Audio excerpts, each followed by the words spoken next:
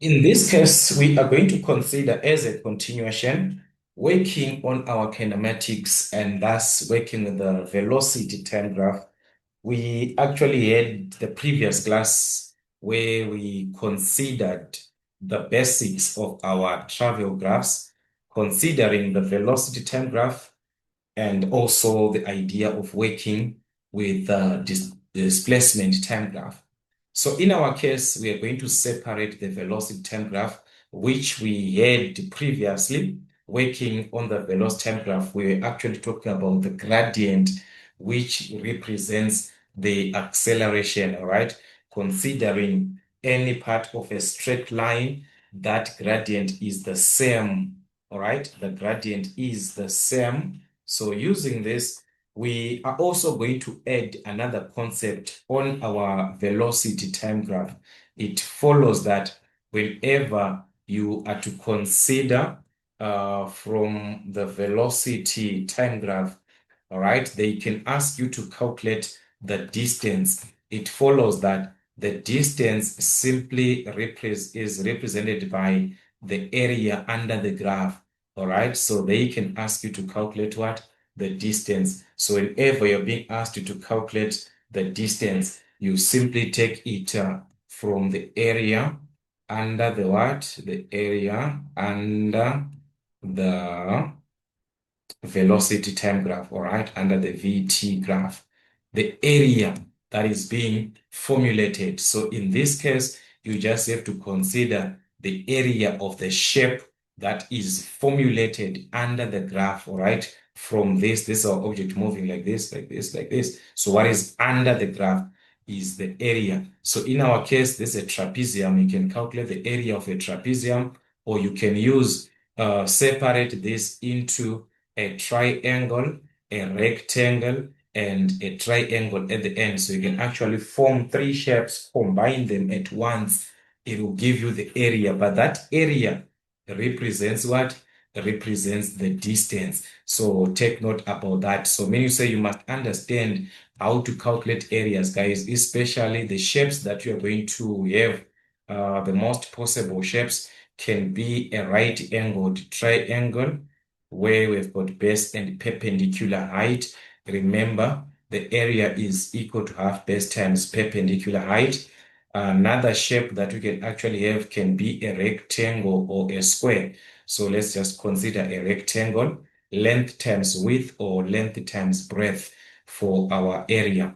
Length times what? Length times width, or you can use breadth in place of what? The width.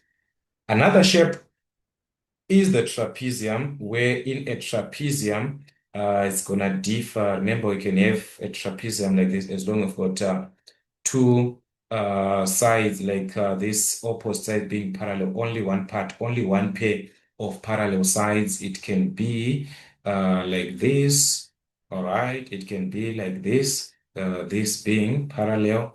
It can actually be like this. It depends. This is also a trapezium. These sides being what? Being parallel. So the parallel sides are referred to as what? A and B, and we've got the perpendicular height. The parallel sides A and B, and we've got what? The perpendicular height. So any case that you are going to have any of these shapes, we have a trapezium, and that area is given as half sum of parallel sides A plus B times the perpendicular height. So this is what? Sum of what? Parallel sides. Sum of what? Parallel sides. In short, I'm just going to use this for parallel sides. So that is the major shapes that you're going to have. So we saw that, guys. Let us consider our question here. This is given the speed and time, the speed in meters per second. This is our time. In the diagram, a moving object, all right? Remember, anything is referred to as an object. So decelerates. There is a deceleration, as we can see, that occurred. We started with this speed of 30. Now the speed after 4 seconds, the speed is now what? The speed is now 18. and it further reduced the speed until the speed is what? Is zero. After what? After 10 seconds. So it is actually a retardation that happened throughout. So in two stages, the first stage in the first 4 seconds, that's a deceleration, which was taken from a speed of 30 meters per second to a speed of what? 18 meters per second in 4 seconds. And further decelerates again from what? The 18 meters per second, this speed up to what? Up to zero at rest. So from a speed of 18 meters per second to rest, that's until the speed is what? 0 meters per second after a further 6 seconds. So the 6 seconds that is being explained here is the difference between these 2 points from 4 seconds up to 10 seconds. The difference, 10 minus 4 is what? Is 6. Here from 0 to 4, the difference here is 4 minus 0, which is what? Which is 4. That is what we simply have in that case, all right? Just interpreting what is happening. All right, anyways, let us answer our two questions here. Calculate the speed of the object after the first 2 seconds, the speed of the object after the first 2 seconds. So this is a straight line, remember, that is being formulated. And we are talking about the speed time graph or the velocity time graph where there's something that we explained from there. Remember, from our velocity time graph interpretation, this type of a line has got what? A negative gradient where we are referring to the negative what? Acceleration. And that is constant, the same throughout. So you never have to consider gradient. We know that it is the same throughout. So what we can use here is that if this is the same, like if the gradient is actually the same throughout, as you have to consider a straight line, then in order for us to calculate the velocity after 2 seconds, because after 2 seconds, it means there is in between here, let's say this is where we've got 2 seconds. 2 seconds corresponds to a certain value of what? Of the speed, which we do not know. It corresponds to, just like 4 corresponds to what? To 18. So in our case, we know that the time is 2 seconds, but it is going to correspond to what? To a certain value of the speed that we do not know. So that value can refer it as y. It is in your hands. You can use s to represent as we are given this speed, or you can use v for velocity any way that you want. So I'm just going to use s since they gave us as what? As speed. I'm just going to use s for that point. So to find this value when t is what? 2 seconds, what is the corresponding value? That is where we use this idea of the gradient being the same, where the gradient represents what? Acceleration. So that's our A. Remember, what we need here is the speed at what? 2 seconds, all right?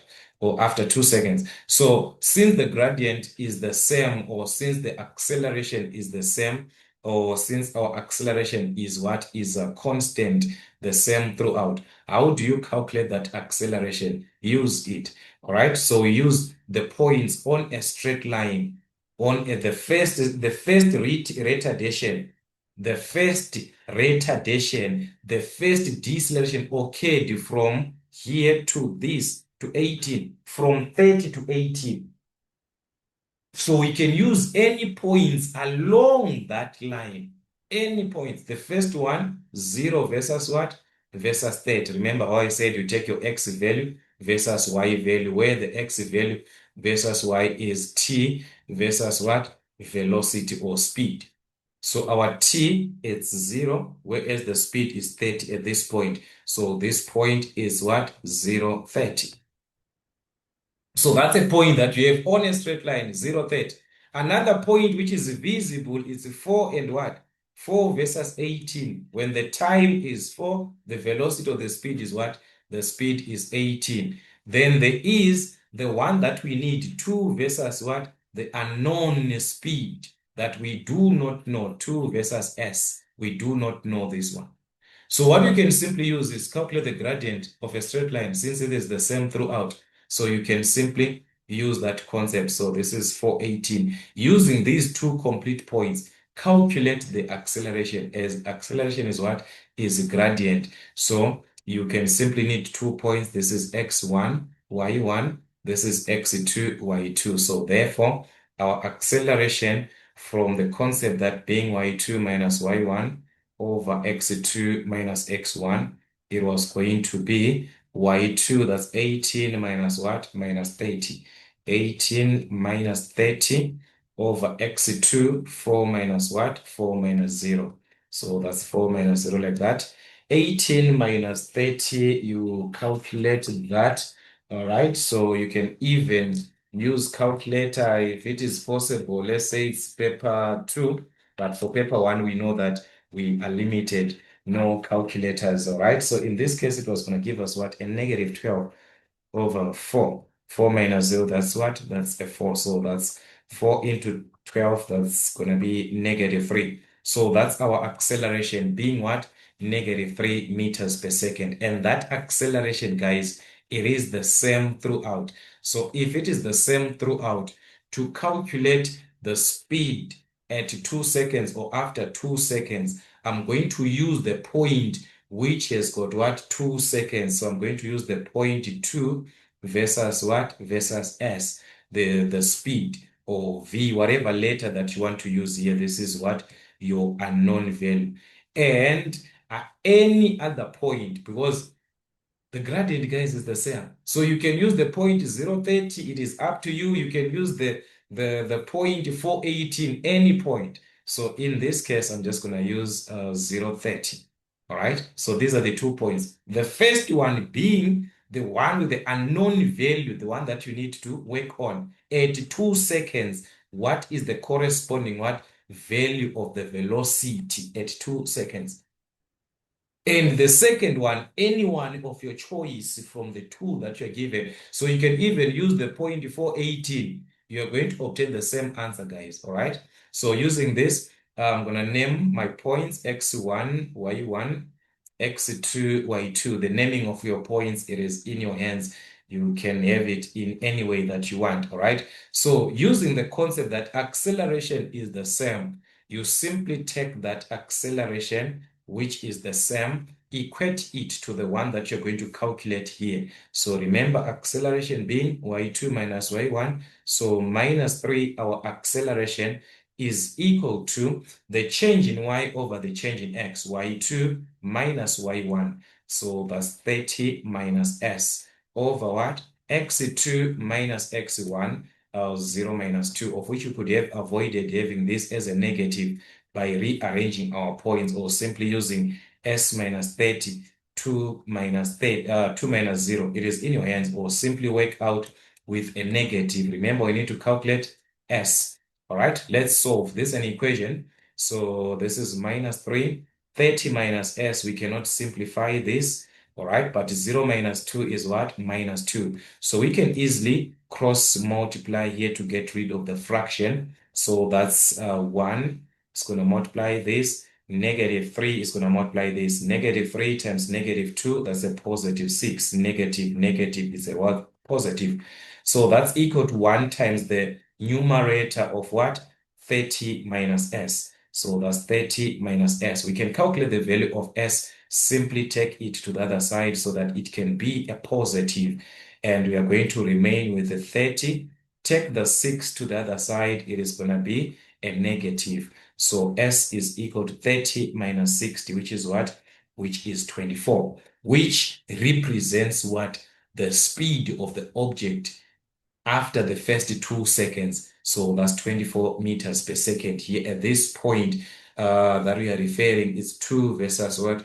2 versus 24. Meaning to say here, it is what? 24. The S that we had there representing the speed is going to be what? 24 meters per second. So that is the consideration of which, if you actually know, guys, what you're doing, what you're working with, they will not necessarily, it won't be necessary like for you to work out this way, because simply these calculations can be done in many ways, guys. We can actually calculate the gradient by looking into the diagram, since we know it is the change in what the velocity over the change in time. You can easily, or you can simply look into the diagram. All right, like here, acceleration being what? Acceleration being change in velocity over the change in time. You can look into the diagram. The velocity has changed from 30 to what? From 30 to 18. All right, that is the change that happened from 30 to 18. That's a decrease. All right, so you subtract final minus initial. 18 minus what? 18 minus 30 over the change in time from 0 to 4. Final minus initial. Your initial time is what? It's 0, where it corresponds with 30. So that's 4 minus what? 4 minus. By just looking into the diagram. So guys, so many ways that you can just work out these typical questions. Anyways, that was it for the first one. Then B, the total distance covered by the object in the 10 seconds, the total distance. This is what I was explaining from our velocity time graph, or from our speed time graph, that we are going to consider when it is a speed versus what? Speed versus time. The distance is simply the area under the graph. All right? The area under the graph, area under our velocity time graph. So you're being asked here because it is what? It is a speed time graph, velocity time graph. So the area is the distance below, the distance that is below this graph. From here, like this, up to the end, the distance below. So we can formulate, we can see that the first part here, we can actually form a trapezium. This whole shape is a trapezium, of which you can separate and have a triangle, then a rectangle. It is up to you. Or you can simply work out this trapezium at once, this whole shape here, as a trapezium, and the second one, a what? A triangle, a right angle triangle, like this. So this is what you can actually work with. There are two shapes that you can work with. Someone can separate this into three shapes. It is in your hands. Work out the way that you understand. Most of you guys, you want to run away from the area of a trapezium, guys. You cannot memorize the area of a trapezium, guys. That is what you're trying to tell me. Memorize that, all right? Know what you're dealing with. So in my case, I'm just going to separate into two shapes, all right? That's a trapezium and a triangle, to have the total distance covered, since distance is what? It's area. So that is what I'm simply going to have, total distance. So it's going to be area under the graph, which is the area of the first shape, which is a trapezium. So that's area trapezium. So we do not have like points. You can even name the points that you want, or A, B, C, and D. So that's O, A, B, C. All right. So area of trapezium, O, A, B, C, just for the sake of revision, O, A, B, C. All right. Plus the area of triangle, our triangle, which is BCD, area of triangle BCD. So if you consider the trapezium, the parallel sides, remember guys, I've already showed you how it can be like the parallel sides of a trapezium from these three diagrams. We're working with the first one. So these are the parallel sides. These two sides, they are parallel. And this is going to be your perpendicular height, O to C. That's your perpendicular height, all right? Which is from 0 to 4, which is what? Which is 4 units. So this is actually 4 units. So you're simply calculating the area. Straightforward, guys. Half what? Sum of parallel sides. Remember your area. Half sum of parallel sides times perpendicular height. So it is half of the sides that are parallel. This one from 0 to what? From 0 to 13. That's a 13 plus from 0 to what? To 18. This one corresponds with 18 from 0, from the ground. That's 0 up to, then the height is 18. So that's 18 times the perpendicular height of what? Of that trapezium, where these two parallel lines are being joined. All right, so that is what your perpendicular height, which is what, which is 4. Then you have got this as your area of the trapezium, plus we move on to the area of the triangle BCD, a right-angled triangle. So that's half base times what? Perpendicular height. The base, you can take it from C to what? From C to D, from 4 to 10. That is 10 minus what? 10 minus 4, which is 6. And from 0 to what? To 18, that is 18. So that is what you're going to have. So it's simply half of the base from C to D, which is 6, all right, times the height from 0 to what? From 0 to 18, which is 18. So that was going to give us the area of the triangle separate to the one of the trapezium, but combined together gives us the total area, which was, I mean, the total distance, which was covered in the 10 seconds. All right, so that's half of what? Multiply here, 30 plus 18, that's 40, what? 48 times 4, plus, here we can calculate half of 18, that's 9, and 9 times 6, we're going to multiply 9 times 6, which is what? 54. All right, so remember we have to add whatever that you're going to have from here must be added to this one. So here, half of 48, that is 24. And 24 times 4, you can simply use a calculator. If it is paper 2 by paper 1, you have to multiply 24 times 4, 4 times 4, 16 times 2, 8 plus 1, 96. So that's 96 here that we are going to have plus what? Plus 54. So adding these two, that's going to be 10, 14 plus 1, which is 15. So distance being in meters, all right, since we have our speed in meters per second, remember speed, it represents distance over time.